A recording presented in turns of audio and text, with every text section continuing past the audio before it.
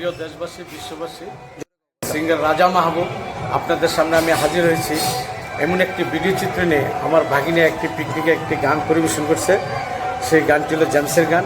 আর আমার ভাগিনা যে গানটি পরিবেশন করবো সেই ভাগিনার বললাম, আমার RMTV রাজা মা, তোমার গানটা আমি তুলে ধরছি। তুমি আরও ভালো ভালো গান তোমার কাছে আমি প্রত্যাশা করি, আরও সুন্দর সুন্দর গান তুমি আমার RMTV চ্যানেলে উপহার দিবে। যাক, এখন আমি যে গানটি মুক্তি দেওয়ার কথা ছিল ঈদুল আজহা, সেই গানটি আমি পরিবর্তিত দেব।